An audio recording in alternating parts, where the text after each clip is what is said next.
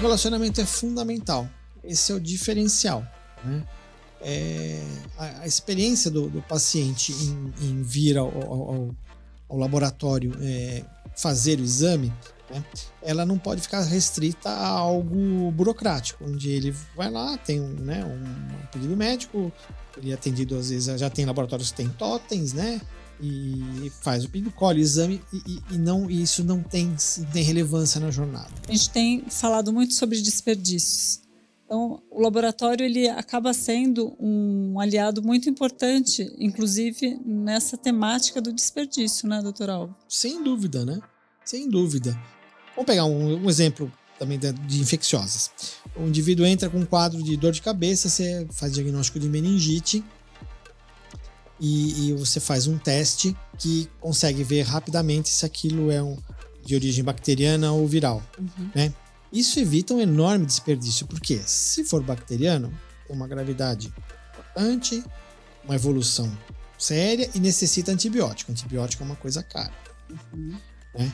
E se for viral, a evolução é mais benigna, não precisa, né, na maior parte das vezes, de nenhuma outra medicação, né, antibiótica ou antiviral específica, e evolução tem um outro curso. Eu consigo tirar, por exemplo, o paciente do isolamento, né? Então, veja que isso vai impactando nos custos da saúde. Então, você veja que o laboratório ele vai se colocando como peça fundamental nesse balizamento do paciente, para onde a jornada dele vai caminhar, para um lado ou para o outro. Olá, sejam muito bem-vindos ao Dani Talks, em mais esse episódio, que eu tenho uma grande satisfação de apresentar esse convidado muito especial, que é o Dr. Álvaro Putinelli Júnior.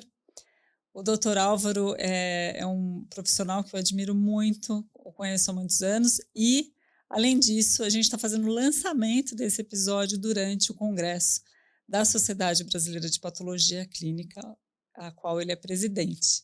Então, para que vocês conheçam melhor o Dr. Álvaro, ele é professor afiliado da Escola Paulista de Medicina, ele é médico da Assessoria de Toxicologia e Bioquímica do Fleury, ele é diretor técnico da Toxicologia Forense do Pardini, ele é presidente do Comitê de Toxicologia da MB e presidente da Sociedade Brasileira de Patologia Clínica Medicina Laboratorial. Bom, e antes de começar o nosso papo, eu gostaria de anunciar um apoiador muito especial que é a Biologix, uma health tech brasileira focada em medicina do sono e amparada na ciência. Ela tem um aplicativo de monitoramento do sono em conjunto com um sensor inovador que está democratizando o diagnóstico e tratamento dos distúrbios do sono. E é muito interessante que 1/3 da população adulta ela sofre algum grau de apneia do sono. E o mais alarmante é que cerca de 80% dessas pessoas não foram diagnosticadas. E o ronco pode ser um sinal que passa despercebido, mas a gente pode mudar isso. Inclusive, eu pessoalmente fiz esse teste na minha casa, sozinha, e foi muito importante não só para a gente descartar uma possibilidade, mas também, se for o caso, a gente tratar a partir dessa informação. Então, vocês terão aqui um link exclusivo para fazer esse teste do ronco e também conhecer um pouco melhor sobre esse nosso importante apoiador. Bom, Dr. Álvaro, seja muito bem-vindo ao Dani Talks. É uma alegria enorme estar aqui com você, recebê-lo. É uma conversa que eu estava esperando há muito tempo e fico muito feliz de disponibilizar essa conversa numa semana tão importante, que é a semana do Congresso Brasileiro de Patologia Clínica. E aqui a gente vai falar de vários temas. Dentre eles, eu gostaria muito de explorar a sua carreira e suas contribuições, né, nas áreas de patologia clínica e toxicologia. Acho que é muito importante a gente trazer para os ouvintes essa perspectiva de mercado e a evolução dos laboratórios que fazem os exames. Falar sobre atualização científica e inovações, visto que muitas vezes nós, como leigos, a gente conhece pouquíssimos exames, né? E trabalhando nessa área há muitos anos, eu vejo que a gente tem um portfólio cada vez maior. Então, entender um pouco como os laboratórios podem se atualizar e, além disso, como os laboratórios podem trazer essas atualizações para os médicos, para as empresas e até para os pacientes. Enfim, acho que a gente vai ter aqui uma conversa imensa e seja bem-vindo. Bom, muito obrigado pelo convite, Daniela, né? A gente já se conhece há algum tempo, admiro muito o seu trabalho e agradecer também àqueles que estão nos acompanhando agora, né? Nesse início do nosso congresso, que todos tenhamos um bom congresso, que aproveitem bastante, aprendam bastante, um bom relacionamento, um bom networking, vejam as novidades que a indústria traz, as novidades científicas, e também nos confraternizemos, porque o congresso, afinal de contas, também é um bom período para nos encontrarmos, nos revermos. Às vezes há encontros que acontecem só no congresso, uma vez por ano. Então é uma excelente época de confraternização. Excelente. Né? Bom, começando aqui, para quem não está tão familiarizado, né, por essa área de patologia clínica, que é a sua especialidade, e toxicologia, que é algo que me chama muito a atenção também, acho que a gente pode explorar aqui nessa conversa. Como que essas duas áreas elas se conectam, se complementam, e como que elas trazem benefícios para as outras especialidades médicas? A gente pode falar separadamente de cada uma, né? A medicina laboratorial, a patologia clínica, que é a minha especialidade, é uma das 55 especialidades médicas que existem no Brasil, e ela é o elo de ligação entre o que acontece no laboratório e a jornada do paciente. Então, a nossa preocupação hoje em dia é como o paciente caminha, né, nesse processo seu de saúde. E o laboratório, e o profissional de laboratório, vamos ampliar bem esse conceito, não é só o patologista que tem, entre aspas, esse privilégio. O profissional de laboratório tem esse privilégio e obrigação de estar junto, intervindo na jornada do paciente. Então, somos nós do laboratório que fazemos essa interface, que nós trazemos os conceitos das cadeiras básicas, a gente comenta isso muito com os meninos lá na Escola Paulista, fala assim, olha, vocês lembram que vocês aprenderam bioquímica, microbiologia lá? Não, isso é na cadeira básica. Mas o exame que você está analisando traz esses conceitos em si. Então, a gente faz essa ponte entre a cadeira básica e a ciência aplicada e a atuação do laboratório aplicado na saúde do paciente. Então, é importante porque a gente consegue orientar o médico assistente naquilo que o exame pode ou não oferecer. Ao mesmo tempo, internamente, nos nossos colaboradores no laboratório, a gente dá o balizamento sobre qual é a real necessidade daquele paciente e daquele médico. Qual pergunta ele quer ver respondida. Então, nós, né, eu brinco, o que nós vendemos no laboratório, né, parece uma palavra meio feia, mas vendemos entre aspas, é informação. A gente vende uma boa informação. Por quê? Para nós, se a glicose foi feita por hexoquinase ou glicose oxidase, é um problema nosso de qualidade interna. O médico assistente não quer saber, ele quer saber se aquele exame, aquela glicemia, ela é adequada. Né? Então, essa ponte é o que torna a especialidade, né, e essa atuação fascinante. A gente tem uma visão completa da medicina. E a toxicologia? Bom, a toxicologia é outra grande paixão. Nós somos bombardeados o tempo todo por substâncias estranhas ao organismo. E essas substâncias interagem com a gente. Quando essa interação ela causa algum malefício, entra em campo o toxicologista. E o toxicologista atua tanto no aspecto clínico quanto laboratorial. O seu aspecto clínico está envolvido na parte ocupacional, na parte de droga de abuso, medicamentos, produtos de limpeza, e na parte laboratorial é desnecessário dizer o quanto é importante os exames tanto de droga de abuso, como as dosagens de metais e de outras substâncias que vêm surgindo como substâncias importantes, alguns poluentes persistentes no meio ambiente, que atuam em sistemas biológicos e que a gente tem que estar sempre atento e monitorar. Então, esse é um campo que, às vezes, nós pensamos, o laboratório na toxicologia é só droga de abuso. Não é só droga de abuso, é droga de abuso, droga terapêutica, são os metais, muito relacionado agora com a segurança alimentar. Aspectos de segurança alimentar vão ficar cada vez mais importantes e o impacto desses poluentes do meio ambiente na nossa vida. Né? Então, isso vai se abrindo cada vez mais. E é onde a interseção entre a patologia clínica e a toxicologia é bem grande nesse sentido. Quer dizer, a gente a gente consegue dar nome e sobrenome àquela intoxicação. Quando a gente atua só na clínica, a gente tem só ver os sintomas e sinais. Quando a gente trabalha na clínica e laboratório, a gente sabe sinais e sintomas e o responsável por aquilo tudo. Agora, eu fico aqui numa curiosidade, porque é muito difícil a gente ver essas duas especialidades juntas, né, num profissional. Quando você resolveu fazer medicina, como que você escolheu a especialidade? E por que você escolheu fazer medicina?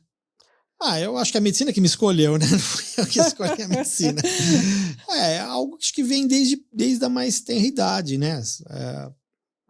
Veio pelo interesse, né? Da medicina como um todo, né? E por um período da minha vida eu pensei em fazer medicina veterinária, mas aí depois, não, agora eu quero realmente... Aí quando eu tive contato com aspectos, né, de medicina humana mesmo, né? Vou fazer um curso que ensinava coisas básicas, como tirar pressão, o que era uma anamnese. Eu falei, não, é isso que eu quero fazer. Mas eu sempre gostei muito da parte, né, das questões laboratoriais, né? Então, por incrível que pareça, minha maior nota lá no vestibular foi de química, né? Então, assim, então você vê que já era meio bem nerd, porque quase que gabaritar a prova de química, né? Uau! Então já tinha um gosto meio diferente. E aí, entrando na faculdade, lógico, a gente vai desenvolvendo interesses, e aí também começa a surgir as questões da própria toxicologia. Então, desde a graduação, né, eu achava interessante esses aspectos, onde eu conseguia unir química e biologia numa única atuação. Então, eu falei, bom, agora como é que nós vamos montar essa formação? Qual que é a formação que vai me deixar apto a isso? A patologia clínica. Por quê? Porque nós temos uma residência básica de clínica médica. Eu falei, se eu não fizer clínica médica, não for um bom clínico, eu vou ser um médico frustrado. Então, tem que ser um bom clínico. Ou, no mínimo, né, assim, dominar os conceitos básicos da clínica médica.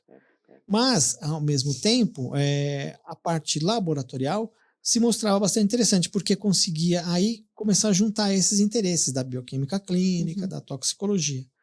Eu entrei terminei a faculdade, entrei na residência, né, e aí comecei a juntar esses conhecimentos. Fiz formações complementares, porque a toxicologia médica é uma especialidade nova no Brasil, ela existe desde 2015, né? A patologia clínica existe desde, né, a sociedade nossa existe há 80 anos, ela está comemorando 80 anos nesse congresso. Então, havia então a dificuldade na formação de como toxicologista médico. Aí eu fui buscar essa formação em cursos correlatos. Então eu fiz medicina forense, medicina ocupacional, e aí lá, porque nesses cursos há boas cargas de toxicologia, né? E fui entrando, e aí dentro do laboratório também era uma novidade. Eu lembro que quando eu estava terminando a residência, né, já fui convidado para falar no congresso, e fui justamente para falar sobre toxicologia, né? E naquela época era um assunto etéreo, assim, encheu a sala, né? Eu morrendo de medo lá, nunca tinha falado em congresso nosso, né? Aí eu falei, nossa, porque era um assunto novo, ninguém falava daquilo, né? E com o tempo isso foi amadurecendo. Hoje a sociedade é mais madura, nós temos, né, legislações que obrigam a fazer os testes de droga de abuso.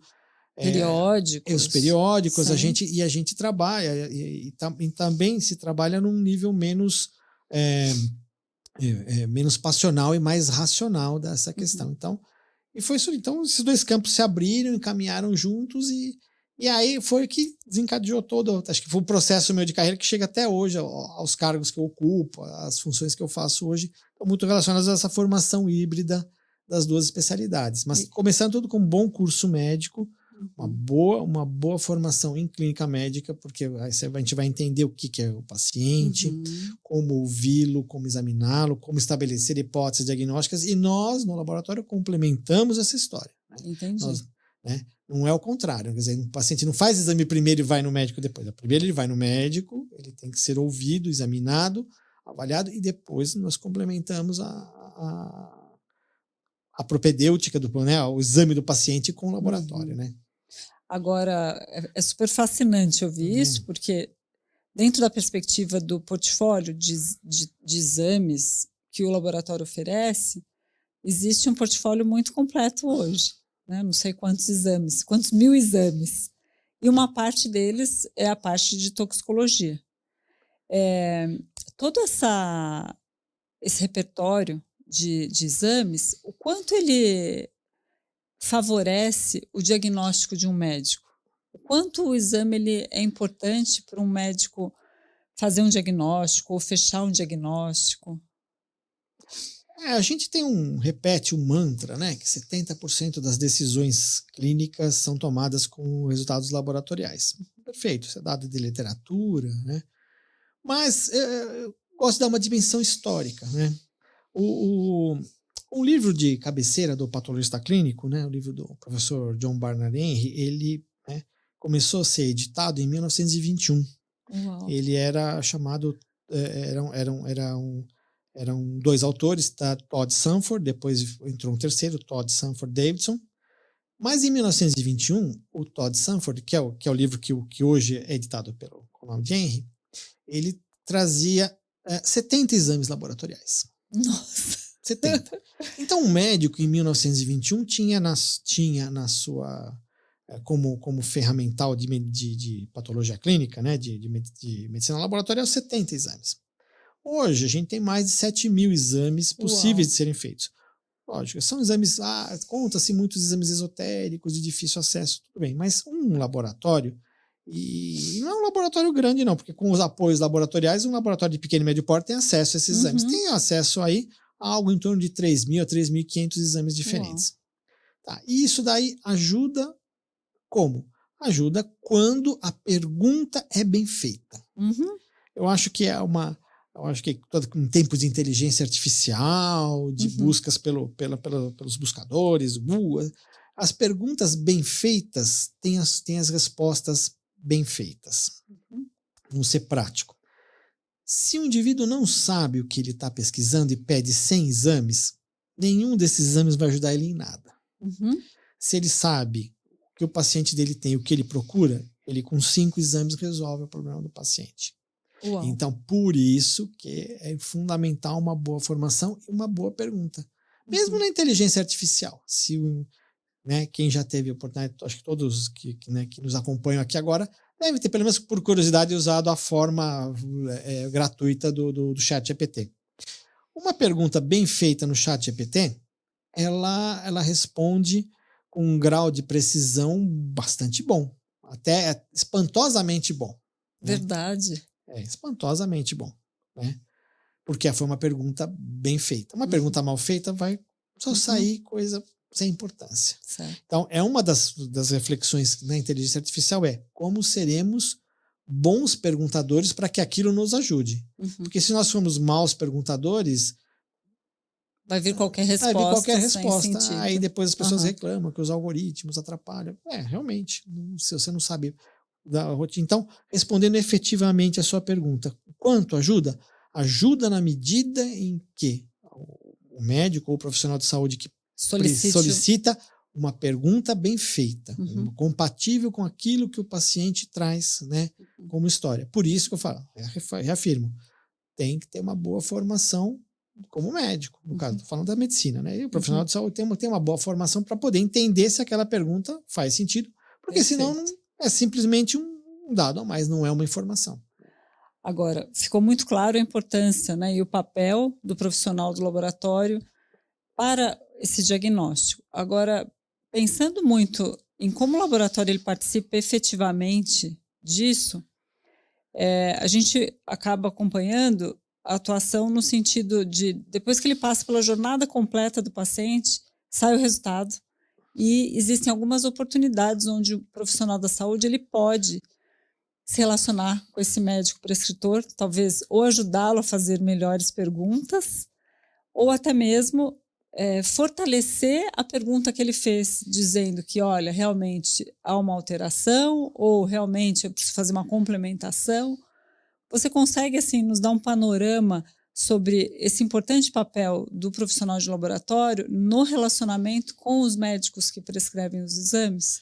O relacionamento é fundamental. Esse é o diferencial. A experiência do paciente em vir ao laboratório fazer o exame, ela não pode ficar restrita a algo burocrático, onde ele vai lá, tem um pedido médico, ele é atendido, às vezes já tem laboratórios que tem totens, né? E faz o pedido, colhe o exame e isso não tem relevância na jornada. Tem que estar com. E como é que a gente muda o curso dessa história? Justamente usando essas oportunidades de contato. Onde tem obrigação? É óbvio, tem obrigação sempre que houver um resultado crítico de pânico. Então, o resultado de pânico são aqueles resultados alterados da bioquímica, as hemoculturas, alterações graves no hemograma, e assim, toda a lista que o laboratório tem de exames de pânico, né? No nosso caso, né, na toxicologia também, alguns casos que a gente sabe que aquele resultado vai influenciar na conduta médica. Isso é obrigação, isso todo mundo faz, ou deveria fazer, né? Sim. Agora, qual que é a outra oportunidade que a gente tem de interferir nisso? É quando há resultados que têm importância, mas não tem criticidade para a saúde do paciente, né? Eu sempre vou dar exemplos viciados, porque a minha atuação maior é na parte de bioquímica e toxicologia, então eu sempre vou pender para isso, né? Que é onde a gente, né? Depois de mais de uma década só nessa área mesmo, são os exemplos mais críticos. Mas, por exemplo, uma dosagem de metal alterado. Não necessariamente vai indicar que o indivíduo está em risco iminente de vida ou que ele está intoxicado, mas é uma boa oportunidade de conversarmos com o colega e falar: você entendeu por que você pediu isso? Você viu alguma coisa? E aí tem casos legais para contar. Tem caso, por exemplo, eu vi um caso um caso de um indivíduo que tinha um selênio lá em cima, estourado, nas alturas. E aí eu liguei pro médico. Ele falou: olha, pediu, ele tá mudando a dieta, né? E eu falei: tá, e não tem nenhum sintoma? A unha não tá alterada, o cabelo? Não tá alterado nada. Eu falei: o resultado tá muito alterado aqui, tá? Você permite eu falar com o seu paciente? Claro, liguei pro paciente. Aí a gente viu que ele tinha ouvido que castanhas do Pará eram saudáveis, eram boas para a saúde masculina. E ele passou a consumir uma quantidade absurda de castanha do Pará. E ele estava com 10 vezes o valor de referência de selênio no sangue. Uau! Né? Não tinha sintomas ainda, então por isso que foi importante. Às vezes nem sempre está ligado a um risco iminente, mas essa percepção de que a gente pode ajudar a falar: olha, né, fala com o seu médico, ajusta a sua alimentação, né, é uma coisa interessante. Um outro caso interessante foi um caso de mercúrio alterado. Aí eu peguei e falei: isso aqui é uma boa oportunidade também para ligar. Peguei, perguntei para o colega: por que você pediu um mercúrio, né? Que você tá? Não, é porque a minha paciente, ela tá muito nervosa, muito agitada, tá brigando com todo mundo. Ela foi no neurologista, o neurologista falou que ela não tem nada. Ela foi no psiquiatra, o psiquiatra falou que ela não tem nada. Ela veio para mim, eu resolvi fazer uma pesquisa mais ampla e pedi os metais. E ele acabou achando uma intoxicação por mercúrio, que é um dos sintomas, o eretismo psíquico, né? A pessoa fica agitada, nervosa, por excesso de mercúrio. Então, vejam, são resultados que poderiam passar batido no laboratório. Sim. Chegaria lá e aí, talvez se não tivesse, né, falando de uma forma vaidosa, se não tivesse feito a intervenção de falar para o colega: olha, esse resultado que você achou é compatível com os sintomas psiquiátricos que a paciente tem, faz todo sentido você tratar, talvez ele não fizesse nada. Ele falava: tá aumentado aqui, mas não sei o que fazer, e não teria uma ação assertiva. Então muda a jornada do paciente. Então o laboratório não pode perder a oportunidade de, quando possível, né, inserir, cavar essas oportunidades, tá atento, né, ao que está acontecendo, ao que está liberando. Fora que isso acaba também aproximando o paciente do laboratório, o médico do laboratório, né, o médico assistente, e criando uma rede de cooperação bom para todo mundo. Com né, certeza. né? E você falou uma coisa importante, que nesse relacionamento você tem uma estratégia para falar com o médico e uma estratégia também para falar com o paciente de Sem uma dúvida. forma humanizada. Sim. E às vezes elas até se misturam, quando o médico é o paciente, ou quando, né, a gente, né, libera, por exemplo, liberei um caso que era um exame alterado de uma filha de um médico. Era um caso desagradável, e aí a gente pensa, bom, não posso fazer só uma abordagem técnica, né? Falar, olha, vamos discutir o caso assim. Você faz uma abordagem humanizada ao dobro, né? Porque ali você tá vendo que não é só o colega, que eu não vou discutir o caso com o colega, é uma coisa, eu vou discutir o caso com eu vou passar um resultado para um pai, para uma mãe. Então é a empatia de falar, olha, eu tenho que entender como eu vou colocar essa informação. Sim. A gente colocou isso de uma forma empática e humanizada, e isso varia de profissional para profissional. E a gente vai encontrar médicos também mais sintonizados com seus pacientes, menos, mas aí é do dia a dia. Mas essa forma de abordar, ela varia assim, muda completamente, né? Então, muito interessante. Né? Então, o laboratório faz telemedicina já desde que surgiu. É só o nome que mudou agora, Sim. né? Então, mas o telefone sempre foi algo. O WhatsApp agora, então, mais ainda, né? A gente tem usado essas ferramentas para contato com os clientes médicos e pacientes, e isso é telemedicina, no fundo, né? Com certeza. Eu vou interromper rapidamente aqui o nosso papo, que está ótimo. Conheça um pouco mais sobre os nossos apoiadores. A YouCare Brasil, que é uma agência full service na área da saúde, especializada em marketing digital, consultoria estratégica, de marketing e vendas, treinamentos e mentorias. E tudo isso você vai encontrar nessa agência número 1 da saúde. E também o Viu, que é um apoiador muito importante, fundamental, porque a gente não estaria num estúdio tão acolhedor e lindo. Eu sugiro que você vá lá e consiga visitar o site, saber um pouco mais sobre todos esses apoiadores tão importantes para o Dani Talks. E, doutor Álvaro, com a pandemia, a gente acabou, como paciente, tendo acesso a esse entendimento do quanto o exame laboratorial ele faz sentido, né? Eu vou ficar em casa, eu vou para o meu trabalho, né? Como que eu vou atuar? E hoje talvez exista ainda uma dúvida, até por falta de entendimento, onde é o lugar ideal para fazer meus exames. Então, eu queria que você falasse um pouco sobre esse panorama, né? Então, hoje a gente pode fazer exame na empresa, porque eu já fiz uma coleta de exame admissional na empresa.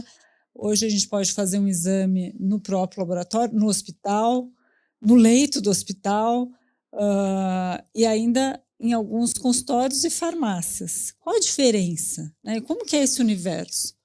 Então, esse é um universo interessante que tem sofrido, né? Pressões e mudanças. Mas qual que é o princípio básico que tem que estar atrás de tudo isso? O princípio da qualidade, né? Então, não importa se o seu exame foi coletado na empresa ou se ele foi coletado no hospital ou na unidade do laboratório, né? É importante que esse laboratório garanta que todo esse processo tenha qualidade, que esse pré-analítico seja gerenciado nas diferentes situações para que impacte o mínimo no resultado do laboratório, né? E aí vem aquela questão, e os exames nas farmácias, eles têm uma função, tem a sua função, a gente não pode negar a função deles, né? O que a gente tem que ter é a real perspectiva do que ele serve, para que ele serve. Ele serve para uma triagem, então ele não vai fechar o diagnóstico, ele vai servir de triagem, de uma primeira porta de acesso. E a gente sabe que as pessoas também têm que ter autonomia sobre sua saúde. Então, é uma forma de as pessoas ganharem um pouco mais também de autonomia, de começarem a pensar sobre os riscos da sua saúde, visto que há uma variedade grande de exames que já podem ser feitos no laboratório. Mas assim, antes que eu, né, assim, arrume algum inimigo falando isso, né, achando que não vai acabar o laboratório, não, o laboratório não vai acabar, o laboratório vai se aprimorar, o laboratório vai estar cada vez mais atuante. Um exemplo prático, acho que nenhuma grávida que nós não conhecemos, pouquíssimas grávidas fizeram o seu primeiro teste de gravidez direto no laboratório. Isso foi o meu caso. Acho que faz parte do ritual de um casal que tá, né? Um casal que está querendo ficar grávido, né? É justamente fazer um teste de exame, fazer um point of care, um teste rápido de farmácia, né? E esse teste já está presente no mercado brasileiro há quase 50 anos. Uau. Então, os testes de gestação são comuns. E isso o que isso impactou na jornada do paciente? As pacientes deixaram de confirmar seus exames no laboratório? Não. Elas precisam da dosagem quantitativa do beta-HCG, não só para confirmar a gravidez, mas para ver a viabilidade da gravidez. Né? Então, elas fazem isso. Elas continuam acompanhando com os obstetras e fazendo o pré-natal. Então, ou seja, é uma forma a mais de acesso. Todo mundo tem isso na mente, já quer dizer assim, a mulher não para, né? Fala assim, não, olha, meu resultado do teste de farmácia veio positivo, pronto, já vou no obstetra e acabou. Não, continua a sua jornada de forma mais, até inclusive de forma mais ágil, né? Porque algumas mulheres demoram para perceber que estão grávidas e esse teste pode eventualmente alertá-las para a gravidez e evitar vários riscos para o feto, como o uso de medicação inadequada, exames inadequados e tudo mais. Então, eu acho que a gente tem que, nós no laboratório não devemos ter medo, o que nós temos, a nossa obrigação é estarmos juntos desde o início para garantir a mesma qualidade de teste colhido em várias situações, em vários os mais variados cenários. É nossa obrigação. E a gente tem que estar participando efetivamente disso.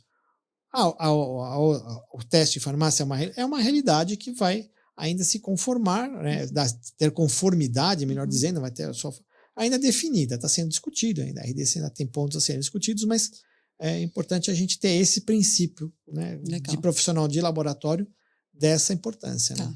Você falou de 2 temas, queria fazer só uma pausa para a gente trazer 2 temas e esclarecer. Você falou sobre qualidade, então acho que seria muito legal você assim, dar um overview para a gente, bem rápido, sobre como que eu garanto a qualidade em um laboratório. Quais são as acreditações específicas, algo nesse sentido. E você também falou sobre pré-analítico. E até para os leigos, né, o quanto é importante o pré-analítico. O que é pré-analítico? Então, começando pela qualidade, né? Para garantir a qualidade, o primeiro passo é o laboratório ter introjetado em si a necessidade e o conceito de que quer fazer algo bom, bem feito, com a palavra, com qualidade.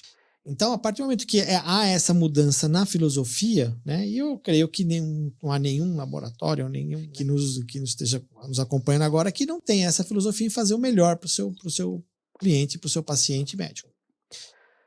Ele vai usar de ferramentas para isso.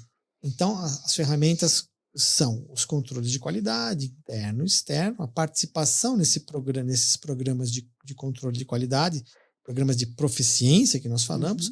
E aqui no nosso país a gente tem os principais são o da Sociedade de Patologia Clínica, Brasileira de Patologia Clínica, que é o PALC, Programa de Acreditação de Laboratórios Clínicos, e o da Sociedade Irmã, da SBAC, que é o DICQ.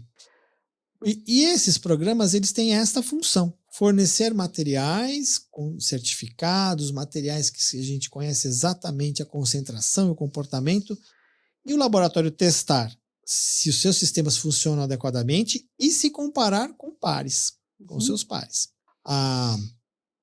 Depois desse passo, um laboratório muito provavelmente vai querer ter um selo de acreditação. E o que o selo de acreditação faz no caso do PALC? Vai fazer uma auditoria, ou seja, vai fazer uma verificação dos procedimentos, ver se aquilo que está sendo, que você fala, que você faz, você efetivamente faz. Né? Então o auditor ele vai verificar todos os processos do laboratório, estando ele em conformidade, vai dar o selo de acreditação, ou seja, que é dar fé, credibilidade àquilo que está sendo feito. E isso é feito de forma voluntária e espontânea pelo laboratório. Então ele fala, eu quero ser testado nesse sentido. E o laboratório que é testado e é aprovado pode usar um selo de acreditação. Né? Há selos estrangeiros, no Brasil, como do Colégio Americano de Patologistas, também, que tem a mesma atuação. Então, essa é a função. Quase que, como falei, quase que uma obrigação hoje em dia ter esse tipo de selo. Muitos laboratórios ainda estão trabalhando, ainda não tem, mas o que a gente pode ressaltar, não falo especificamente da SBPC agora aqui, o nosso programa de acreditação, ele está presente em quase 200 laboratórios, né? 198 laboratórios, né? E esses 198 laboratórios respondem por aproximadamente 65% do movimento dos laboratórios do Brasil. Ou seja, né? Podemos dizer que a cada 10 exames, 6,5, 7 são exames que passaram por laboratórios que têm a sua qualidade acreditada e são continuamente acompanhados. Então, isso dá uma boa segurança, uma boa tranquilidade para o paciente. Excelente. Tá? E o que é o pré-analítico? É tudo aquilo que acontece antes da amostra entrar no laboratório. Né? O pré-analítico começa, como eu falei lá atrás, na pergunta que o médico tem. Então, assim, se ele vai fazer um exame, vou dar um exemplo bem típico, que a gente, né, fica chateado, que sempre acontece, né? Eu acho que meu paciente tem um câncer e eu peço um marcador tumoral. O marcador tumoral é um exame que aparece quando as pessoas têm câncer. Mas ele não serve para dar o diagnóstico de câncer, porque outras doenças que não são câncer podem fazer com que ele apareça.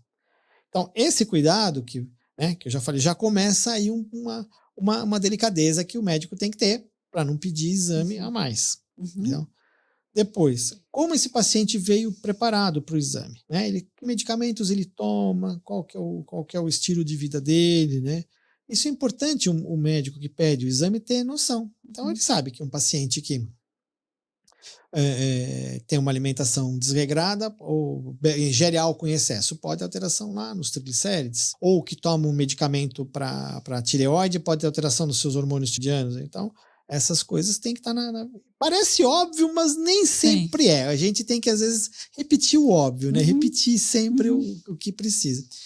E aí, chegando, inclusive, até a parte do laboratório, as bordas do laboratório, que envolve questões de coleta, né? Então, uma coleta bem feita, quando não sem um garroteamento excessivo, com uma técnica adequada, usando equipamento adequado, uma agulha adequada, tubo adequado, para garantir que esse material chegue da melhor maneira possível lá no setor técnico, lá onde vai ser processado. Então, é um mundo, né? É um mundo dos fatores pré-analíticos. É grande.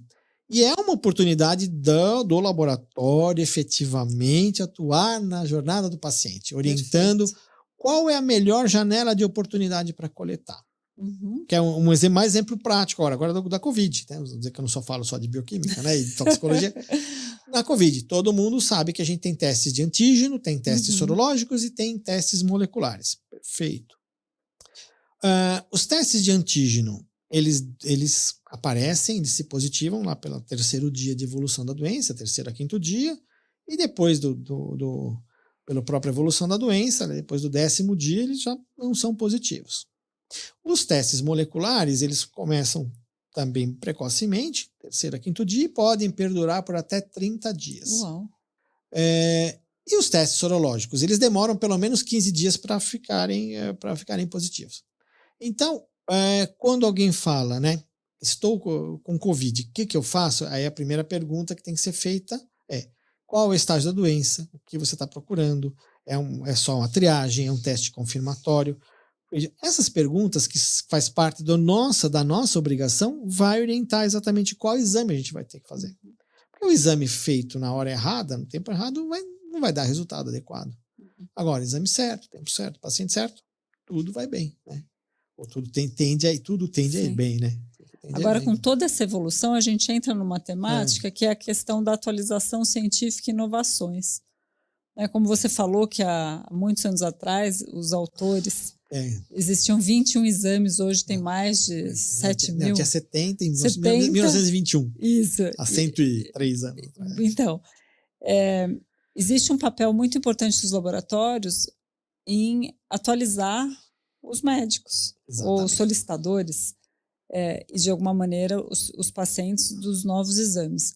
Agora, você tem uma participação muito importante na sua carreira, que eu acompanhei, muito relacionada às questões de incorporação de novas tecnologias. Porque aqui no Brasil, a gente só vai ter a cobertura de um exame ou pelo plano de saúde ou pelo SUS, se esse exame ele for incorporado. Exatamente. Eu acho que era muito importante a gente explicar um pouco sobre essa evolução da medicina laboratorial com novos testes, né? A todo momento chegando, de biologia molecular, de espectrometria de massa que você trouxe até do congresso em Chicago, até como que funciona esse processo e quais devem ser as maiores preocupações efetivas num processo de incorporação de uma tecnologia no laboratório.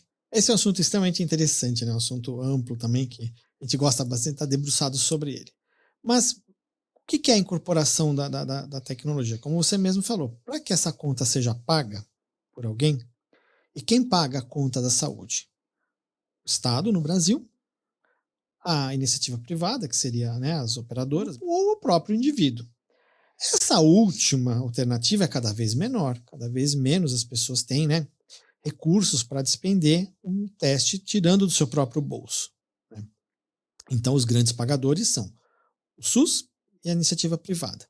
Para que essa conta se feche, para que esse sistema esteja equilibrado, é necessário que haja um controle sobre o que vai ser feito ou o que não vai ser feito. E sempre as tecnologias vão surgindo, elas vêm surgindo numa velocidade avassaladora, né? Então é necessário avaliarmos criticamente o que vai ser bom para todos nesse sistema, não só para a fonte pagadora, mas para o paciente e para o próprio prestador de serviço. Uhum. Então veja aqui que eu já envolvi um monte de gente nessa conversa, já envolvi prestador de serviço, já envolvi sociedade científica, já envolvi agências governamentais, e nós temos que orquestrar para que todos toquem a mesma música. Uhum. Né? E isso é um trabalho extremamente interessante para o patologista clínico, porque a gente vai analisar a fundo o que uma nova tecnologia tem a nos dar. Então, como é que grosseiramente essa empresa, ou uma universidade, ou um laboratório desenvolve uma nova metodologia? Fala, olha, eu quero que a minha metodologia é tão boa para determinada doença que eu quero expandir o meu mercado. Eu quero que as pessoas tenham acesso a isso, a essa ferramenta de saúde, e tem que ser remunerado por isso. Aí tudo bem. Então, essas demandas vêm para a sociedade e a gente faz duas perguntas básicas. Como é que é a relevância clínica desse teste? Ora, e a relevância clínica ela tem que ter o desempenho, uma acurácia diagnóstica, ela tem que ter impacto, né? Na época da Covid, a gente viu que vieram testes que tinham sensibilidade e desempenho muito, muito, muito ruim. Ora, se o teste tem um desempenho muito, muito ruim, não tem sentido querer que alguém pague por isso, né? Seja a sociedade como um todo no SUS, seja a iniciativa privada, que é uma parcela da sociedade. Então, isso é fundamental. Passando essa fase, ou seja, respondendo essa pergunta, né? Que esse exame ele tem relevância clínica, ele tem importância clínica, aí nós temos que ver, ele é viável do ponto de vista financeiro? Vamos pensar dois extremos, é um exame extremamente barato, né? Extremamente barato, a operadora e o SUS falam, não, a gente pagaria, é muito barato. Mas aí o prestador talvez fale, olha, do ponto de vista técnico, econômico, não me interessa. Exemplo contrário, vamos supor que o teste é extremamente caro. O prestador, ou a quem faria o exame, ficaria felicíssimo. Olha como eu vou ganhar dinheiro com isso, né? Mas aí fala, mas o sistema não tem condição de te pagar. Uhum. Então, a viabilidade econômico-financeira é um termo mais antigo, né? Era farmacoeconomia. Então, passando essa premissa, aí nós temos que passar a primeira etapa regulatória, que é criar um código para esse exame lá na tabela da Associação Médica Brasileira, que é a classificação brasileira hierarquizada de procedimentos médicos. Ali o exame ganha nome, sobrenome, né, e uma estimativa de valoração. Ele ali também é apresentado aos pares, né? As outras especialidades veem o que esse exame vai propor, o que ele vai fazer e quais os benefícios para a especialidade, seja a reumato, a infecto, a endócrino, que seja a especialidade que vai usar. Muito bem, a partir daí, esse exame então vai pleitear a sua inclusão nesses roles de procedimento. Né? Eles diferem quanto a aspectos técnicos, mas de um modo geral eles têm a mesma premissa de funcionamento. Eles querem que faça-se um parecer técnico-científico provando que aquele exame, procedimento é bom. Aquilo vai ser bom para o paciente. Depois eles querem que apresente um parecer econômico, né, de viabilidade econômica. Você vê se o sistema vai conseguir ter recursos para pagar aquilo. E, por fim, um parecer de impacto orçamentário, quer dizer, o quanto efetivamente os sistemas público ou privado vai ter que empenhar de recursos nessa questão. Então, por que para o patologista clínico isso é tão interessante? Ou para o profissional de saúde de laboratório? Primeiro, porque essa discussão da incorporação de novas tecnologias é nova para nós na medicina diagnóstica, na parte diagnóstica. Ela é muito bem estabelecida já na indústria farmacêutica, que propõe um medicamento novo, faz tudo isso que eu acabei de falar e consegue que o medicamento seja fornecido pela operadora ou pelo SUS, conforme as regras específicas de cada um.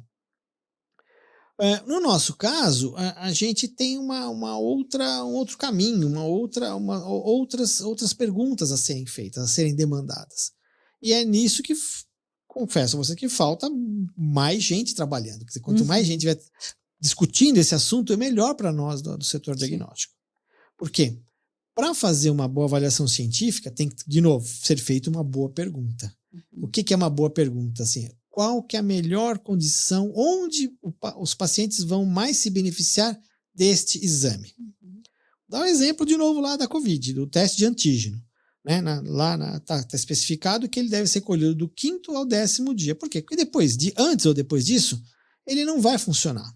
Então, não é bom para o meu paciente eu fazer um teste que não vai ter resultado efetivo. Para que eu vou expô-lo a essa condição? Então, essa pergunta sendo bem feita, a gente sabe exatamente, inclusive que chega a esta resposta, que é do 5º ao 10º dia. Passando essa fase, aí nós fazemos a avaliação econômica, quer dizer, o quanto que o teste economiza para o sistema. No caso lá, exemplo do teste de antígeno na COVID, ele economiza 40 horas em tempo do paciente, porque o teste é mais rápido de ser feito, né? E permitia que, mesmo em caso de dúvida, o teste fosse repetido em até 50% dos pacientes sem causar prejuízo a quem estivesse pagando, ou seja, sem onerar mais do que já tinha sido onerado com o teste padrão, que no caso era o teste molecular. Então aí a gente falou, bom, então é possível, é economicamente viável, é clinicamente viável, e o impacto orçamentário cabe dentro do bolso, que sabe que é um cobertor curto, o recurso para a saúde tem que usar com a máxima parcimônia possível. Então o cenário um cenário extremamente complexo e que é interessante para quem trabalha no laboratório, porque consegue depois orientar exatamente onde, do ponto de vista clínico, esse paciente vai se beneficiar do exame e orientar o solicitante, né, o profissional da saúde que solicita. Qual o exame ideal que ele deveria pedir. Qual o exame ideal, qual o tempo ideal, quando... E sabe que aquilo vai manter o equilíbrio delicado dos orçamentos, seja o orçamento privado ou público, porque, no fundo, o dinheiro sai do nosso bolso, seja pelo imposto, seja pelo plano de saúde que a gente paga, né? E até pensando no que você falou, na realidade são muitas ações, eu gosto muito de falar do MPC, né? É um monte de pequenas coisas que vão impactar nesse uso racional de recursos, né? Porque é o que você falou, se eu me atualizo no laboratório e sei que existem esses X testes que deveriam ser dedicados a algumas etapas específicas do diagnóstico, Então, eu vou avisar isso para o médico solicitante, para que ele não peça exames que trariam desperdício, porque ele não vai ter a mesma leitura. Exatamente. E aí, pensando nesse papel do laboratório, e até pensando também no atual cenário que a gente vive na saúde, a gente tem falado muito sobre desperdícios. Então, o laboratório ele acaba sendo um aliado muito importante, inclusive nessa temática do desperdício, né, doutor Alvo? Sem dúvida, né? Sem dúvida. Quando a gente pensa que um exame altera a jornada do paciente, e dando exemplos práticos, por exemplo, um teste que a gente verifique que que o indivíduo tenha uma infecção bacteriana, ou vamos pegar um exemplo também de infecciosas. O indivíduo entra com um quadro de dor de cabeça, você faz diagnóstico de meningite e você faz um teste que consegue ver rapidamente se aquilo é de origem bacteriana ou viral, né? Isso evita um enorme desperdício, porque se for bacteriano, tem uma gravidade importante, uma evolução séria e necessita antibiótico. Antibiótico é uma coisa cara, né? E se for viral, a evolução é mais benigna, não precisa, né, na maior parte das vezes, de nenhuma outra medicação, né, antibiótica ou antiviral específica, e a evolução tem um outro curso. Eu consigo tirar, por exemplo, o paciente do isolamento, né? Então, veja que isso vai impactando nos custos da saúde. Um exemplo, um marcador cardíaco, troponina. Ele feito. Eu falo de exames de emergência onde a coisa é bem mais palpável, né? Assim, a gente vê isso. Mas a gente vê, por exemplo, que o indivíduo ele chega com dor torácica, né? E é infarto ou não é infarto? Uma troponina, né, junto com os outros exames, uma troponina principalmente, vai dizer se esse paciente fica internado e vai para a unidade coronariana ou vai ser dispensado para ir para casa. O custo de uma diária de UTI é gigante perto do fato de ele ir para casa, né? Então, há vários exemplos de exames que alteram, a jornada e as condutas, dando tranquilidade para o médico e para o paciente, evitando procedimentos desnecessários ou, no caso, indicando coisas que são necessárias. Então, para entrada, por exemplo, entrada de antibióticos, para suspensão de antibióticos, né, para internação, não internação, para manejo interno dos pacientes em ambiente hospitalar, ou mesmo do ponto de vista ambulatorial, quer dizer, conforme a gente vai vendo uma evolução. Imagina um paciente que tem a sua glicemia acompanhada nos últimos 10 anos no laboratório e se observe que ela está tendo uma curva ascendente, indo perigosamente para níveis, né, próximos de um pré-diabetes ou de um diabetes, pode permitir a ação de um gestor da saúde falar, olha, esses indivíduos estão em mais risco do que outros, eu tenho que olhar para a saúde deles de forma mais individualizada. Então você veja que o laboratório ele vai se colocando como peça fundamental nesse balizamento do paciente, para onde a jornada dele vai caminhar, para um lado ou para o outro. Sim. Né? E não só entra não só nas questões de urgência, mas nas questões crônicas. Sim. Também. Né? Nas questões e é interessante que não só no exame de laboratório, de sangue, urina, né? O que a gente falou dos toxicológicos, é cabelo, água, mas em serviços agregados muito importantes que ajudariam, ou já ajudam muito, essa questão de talvez uma gestão melhor do desperdício. Então a gente vê essa evolução do laboratório, né, que também tem essa questão do one-stop shop, então ele começa a agregar muitos outros produtos que vão além dos exames laboratoriais, então de imagem e outros serviços, até serviços claros que vão atuar na gestão do desperdício. Bom, doutor Álvaro, eu ficaria aqui mais algumas horas falando com você, mas a gente está chegando ao fim e eu gostaria de te perguntar duas questões. Acho que a primeira é que você compartilhe com a gente como que você enxerga esse futuro do setor e uma outra questão que eu adoro fazer no final do Dani Talks, se você for convidado para participar de uma importante revista na área da saúde e for a capa da revista, e no Dani Talks você será a capa. Qual seria a sua frase que fala muito de quem é o Dr. Álvaro e o que você pretende, espera para a saúde? Bom, falando do nosso setor, as perspectivas são interessantes. A gente, lógico, sofre as pressões econômicas, sofre as pressões regulatórias, mas o que é interessante é que a gente consegue inserir a ideia de diagnóstico. Uhum. Então, essa ideia de diagnóstico, às vezes, né, ela escapa só do patologista clínico ou do profissional que trabalha com a gente no laboratório, né, na mesma com funções como a gente, como os biomédicos, farmacêuticos, biólogos, bioquímicos, né, e nos coloca como peça-chave nessa evolução, né? Uhum. Esse é do ponto de vista das pessoas. Do ponto de vista das instituições, a gente tem visto uma crescente concentração de mercado, né? Aquisições, fusões, mas isso não diminui as oportunidades, só muda a forma como elas aparecem, né? Você citou o Congresso de Chicago, achei uma coisa bastante interessante, o número de empresas que vieram com soluções para laboratórios de pequeno e médio porte. Uhum. Então a gente não viu só os grandes players com seus sistemas de grande porte, e grande capacidade, mas soluções para laboratórios menores. Significa o quê? Que há um mercado, há essas demandas nesse sentido. Sim. Né? Então, e isso vai muito em conta, acho, da capilarização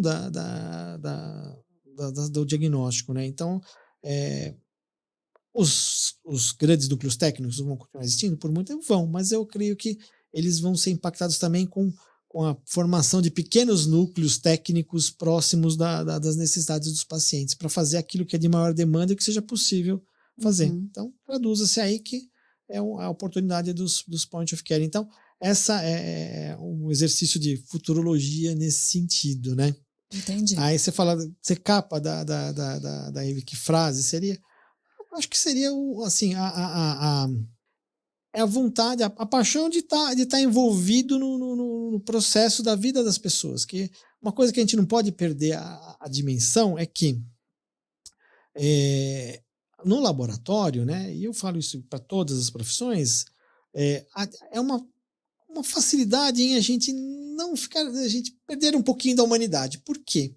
Porque nós, pelo volume do trabalho, nós segmentamos o trabalho. Então, quem coleta é uma pessoa que coleta. Quem atende é quem atende, quem coleta é quem coleta, aí quem processa, quem libera. Então, ficou tudo segmentado. E dá para perceber que quem olha no olho do cliente, do paciente, não somos nós. A maior parte de nós que estamos no laboratório não olhamos para o olho do paciente.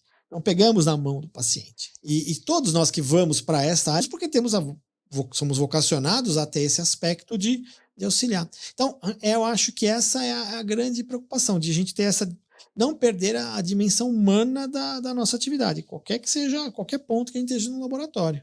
Porque vai passando aquela fileira de tubinhos, né? E o que tem naquela fileira de tubinhos? Sangue. Tá. Mas naquele sangue tem gente que está doente, gente que está esperando um diagnóstico, gente que está esperando uma alta do tratamento, né? Gente que está esperando uma nova vida, gente, né, que infelizmente, né? Então tem milhões de coisas passando ali. A gente tem que sempre notar que essa dimensão não pode escapar da gente. Eu sei que a rotina vai falar, ainda você fala isso, doutor, mas você não está lá com aquelas 20 mil hacks de tubo, a pressão, a máquina quebrou e aí a assistência técnica não chegou, eu tenho que liberar. Sim, tudo isso faz parte da nossa vida, mas a gente tem que entender também desse outro lado, dessa outra dimensão, não perder isso, porque senão a gente vira um burocrata, né? Aí não tem graça. Nossa, muito bom. E como que os nossos ouvintes podem te encontrar? Qual é o melhor canal de comunicação para eles conversarem com você, ver o que você está fazendo? As pessoas da minha geração não têm muita familiaridade com as redes sociais, mas eu tenho me policiado e tenho mantido esses perfis. Então, eu tenho perfil no LinkedIn, né? Tô presente bastante, né? No Instagram e no Meta, né? Instagram, Facebook são os que mais. Então, acho que são as formas mais fáceis de E a gente vai colocar os endereços aqui na descrição. Aí está à disposição para conversar, bater papo, né? A gente tem. E, né, encontrar, né? Quem está vendo hoje, né, essa nossa conversa aqui no Congresso, até o final da semana, né? Estaremos aqui. Estaremos aqui. Né? Muito bom, Tá bom? doutora Alfra. Muito obrigada mais uma vez. Né? Sempre eu aprendo muito te ouvindo.